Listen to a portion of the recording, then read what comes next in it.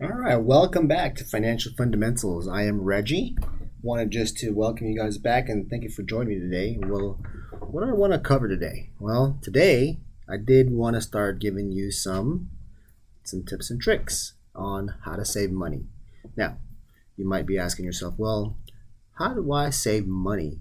And I don't really have another income source, right? Or what if I don't really? What if I want to make money with what I'm doing right now? So this is just fine. This is just fine. You can start where you're at. Now, the trick here is that you do need some type of a bank account. Bank account is the first thing you need to do. Now, if you are on something called check systems where you can't open a bank account, then this strategy won't really work as well for you. Now, first, let me introduce you guys. I'm gonna go ahead and jump on here to my other screen. All right, so what I'm gonna do here is show you guys that what we need to do is start to learn certain types of apps. Right, so I want to show you to one that I use. It's called Stash. Okay, so what I do with Stash, right, is I actually start to do dollar cost averaging. All right, so what I like to do with this is, okay, well, let me do 2FA, two-factor authentication. You want me to do, give them code. What is my code? There it is. All right, so here I am. This is one of my portfolios here, and yeah, it's on a smaller side, but that's okay. No problem. So what I wanted to show you guys was that here's the thing. I'll also keep my kids' accounts in there as well. So I do actually have my three kids with there. I know I started a little later with my daughter, but both my boys I kind of started at the same time, and that's why their accounts are even. Now, what I really wanted to share with you is this. Okay, so using an app like Stash is going to help your life much easier, because what you can do with Stash is you can actually set up what's called automated investments. Right. So what am I talking about with automated investments now? So what I've got going so far, I'm gonna close this here, show you guys where to start on here. Let me go back to my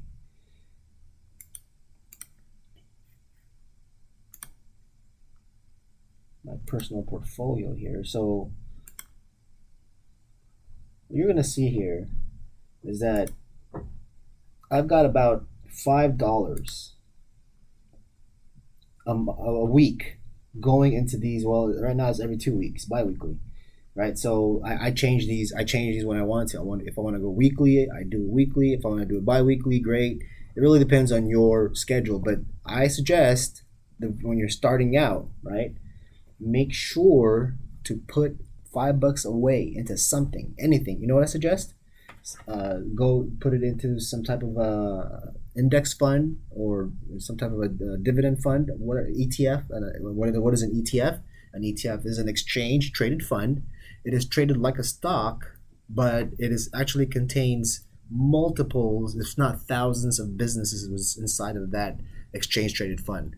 Well, the advantage of that, now you might be wondering yourself, well, what's the difference between an exchange traded fund and a mutual fund? Well, mutual funds are essentially the same idea. It's that the only difference is that with the value of the asset is not calculated until the end of the day, and then you get this NAV number, which is your asset value, right?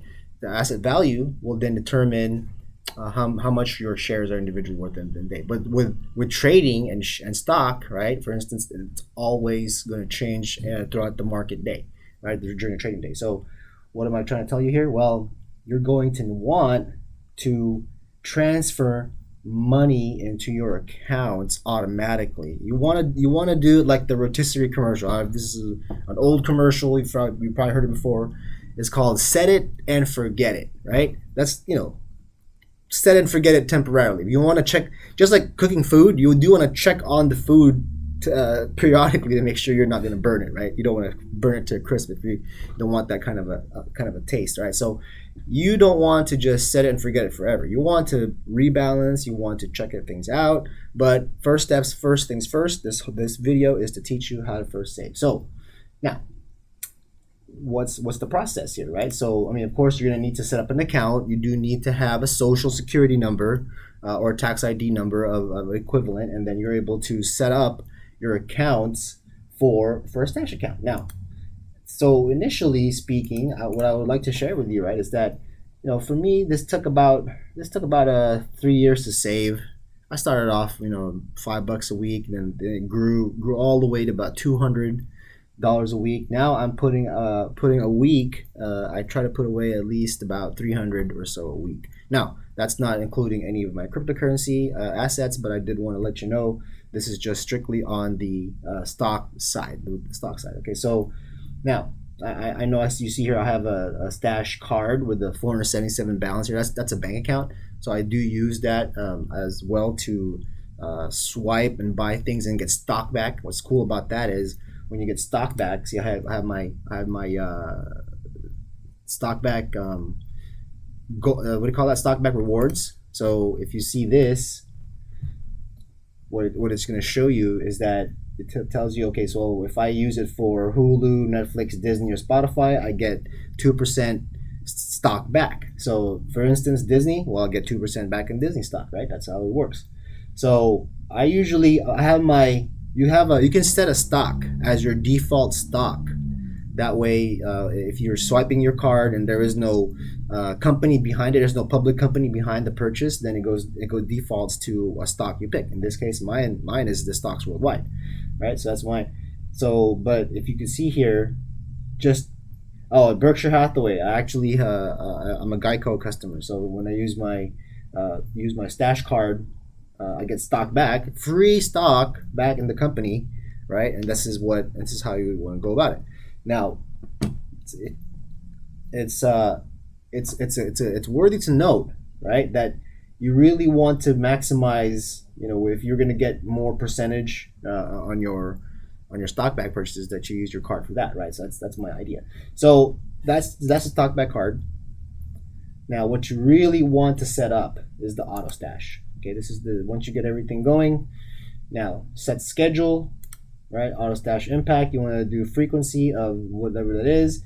If you're gonna if you want to do two things, and let's say you don't want to put the money into a stock right away, and you want to decide later on, but you want the money to go somewhere, right? Then you want to put it into cash to invest. You want to put it in here, right? So for me, I like the money to work right away, to basically be put into the stock immediately. So for me, I put it into these are some of the companies I invest in.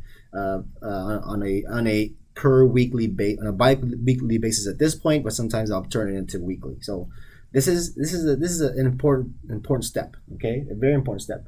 Now, you want to get yourself a head start. You want to get some free money, right? Here, why don't you do this, right? I definitely, if you use I'm going to give my link in the description here in the bottom, right? So if you want to check that out, I'm on Webull. I'm on Stash. Stash was the first one.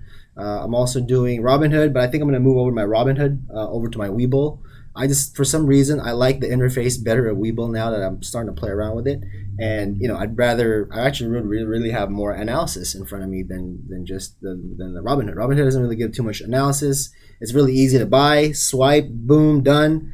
It's cool. But with Stash, what I like about Stash is that you don't really have that ability to trade your stock. You don't really have the ability to buy. They prevent you from buying and selling all day. So really the goal here with Stash, know what you're doing it for. This is long-term savings. This is like if you want to save money into your putting a down payment for a house, right? This is the way to do it.